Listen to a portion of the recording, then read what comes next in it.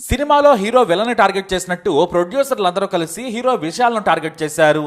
ఎంతలా అంటే విశాల్ సినిమాకి మీరు పని చేయాలి అంటే టెక్నీషియన్స్ దగ్గర నుంచి ఆర్టిస్టుల వరకు కూడా ప్రతి ఒక్కరూ పర్మిషన్ తీసుకోవాల్సిందేనట. ఎందుకు అంటే నిర్మాతల మండలి అధ్యక్షుడిగా విశాల్ గతంలో పనిచేశారు. ఆ సమయంలో నిధులు దుర్వినియోగం చేశాడన్న ఆరోపణలున్నాయి. ఇకపై విశాల్తో ఎవరు సినిమా చేయాలన్నా కూడా అనుమతి తీసుకోవాల్సిందేనని తమిళ నిర్మాతల మండలి కండిషన్ పెట్టింది.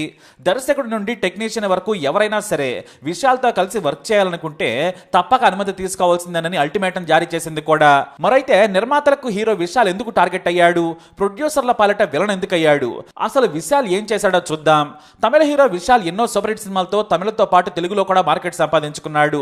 మొదటి నుంచి కూడా ఉన్నట్టు మాట్లాడి వివాదాల్లో నిలుస్తూ ఉంటాడు. ఇటీవల తమిళనాడులో థియేటర్స్ అన్ని కూడా కొంతమంది చేతుల్లోనే ఉన్నాయని, వాళ్ళు చెప్పినప్పుడే సినిమా రిలీజ్ చేయాలని, సినిమా వాళ్ళందరినీ కూడా వాళ్ళు కంట్రోల్లో ఉంచుతున్నారని, వాళ్ళు మరెవరో కాదు రెడ్ జాయింట్ డిస్ట్రిబ్యూటర్స్ అంటూ ఇంటర్వ్యూలో చెప్పుకొచ్చాడు విశాల్.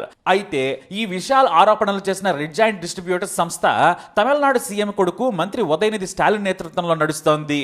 సో విశాల్ ఇలా ఇంటర్వ్యూలో చెప్పడంతో కాస్త హర్ట్ అయ్యాడు ఉదయనిధి స్టాలిన్. మరి అసలే పవర్ లో ఉన్నాడు కదా, ఖచ్చితంగా హర్ట్ అవ్వాల్సిందే.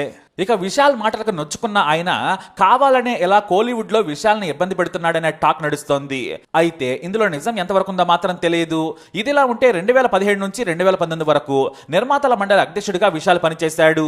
ఆ సమయంలో విశాల్ పెద్ద ఎత్తున నిధులు దుర్వినియోగం చేసినట్లు తమిళ ప్రొడ్యూసర్లు ఆరోపిస్తున్నారు. విశాల్ చేసిన దోపిడీ 1-2 కోట్లు కాదు, ఏకంగా 12 కోట్ల రూపాయలను దారి మళ్లించాడని విశాల్ పై ఆరోపణలు చేస్తున్నారు. అంతేకాదు విశాల్ నడిగర సంఘం అధ్యక్షుడిగా ఉన్నప్పుడు కూడా నిధుల దుర్వినియోగం జరిగిందంటూ తీవ్ర స్థాయిలో విమర్శలు గుప్పిస్తున్నారు. ఈ నేపథ్యంలోనే తమిళ నిర్మాతలందరూ కలిసి విశాల్ సినిమాలో ఎవరు పనిచేయాలన్నా కూడా పర్మిషన్ కంపల్సరీ అన్న రూల్ ను తీసుకొచ్చారు. ఈ అల్టిమేటం పై హీరో విశాల్ సోషల్ మీడియాలో స్పందించాడు. తన ఇన్స్టాగ్రామ్ లో ఓ పోస్ట్ షేర్ చేశాడు. ఇది మీ టీంలోని వ్యక్తి మిస్టర్ కత్తిరేషంతో కలిసి సమిష్టిగా తీసుకున్న నిర్ణయమని మీకు తెలియదా? నిర్మాతల మండలిలో వృద్ధులు, కష్టాల్లో ఉన్న సభ్యుల సంక్షేమ పనుల కోసమే ఆ నిధులు ఖర్చు చేశాం. వారి కుటుంబాలకు విద్యా, వైద్యం అంటూ ఇలా పలు సంక్షేమ కార్యక్రమాలకు ఖర్చు చేశాం.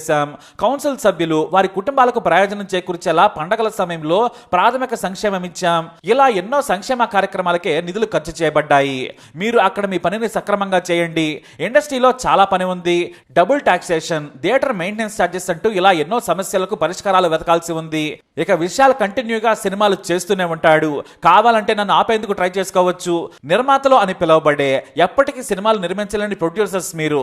అసలు అక్కడ సినిమాలు తీసే నిర్మాతలు ఉన్నారా? ఆలోచించండి అంటూ విశాల్ పోస్ట్ చేసుకొచ్చారు. అంటే మొత్తానికి విశాల్ చెప్పేది ఏంటంటే మీరు ఏం పీక్కోవాలనుకుంటున్నారో పీక్కోండి, నేను మాత్రం నా సినిమాలు ఆపను, అవి రిలీజ్ కూడా చేసి తీరుతాను అంటున్నాడు. ఇక మొదటి నుంచి కూడా విశాల్ దుందుడుగానే ఉంటాడు. ప్రస్తుతం స్వీయ దర్శకత్వంలో డిటెక్టివ్ 2 తీస్తున్నాడు. వాస్తవానికి ఇది మిస్కిన్ తీయాలి. అయితే అతనితో గొడవలు వచ్చాయి. అతను ఎప్పుడో వెళ్ళిపోయాడు. అక్కడ నుంచి ఈ సినిమా ట్రాక్ తప్పింది. కానీ సగం తీసిన ఆ సినిమాని ఇప్పుడు స్వీయ దర్శకత్వంలో డిటెక్టివ్ 2గా విశాల్ తీస్తున్నాడు. ఇక విశాల్ కి సపోర్ట్ చేసేవారు కూడా చాలా మందే ఉన్నారు. ఫ్యాన్స్ అయితే ఓ రేంజ్ లో నిర్మాతల మండలిపై విరుచుకుపడుతూ ఉన్నారు. మరి ఇష్యూ ఇంకెంత దూరం వెళ్తుందో చూడాలి.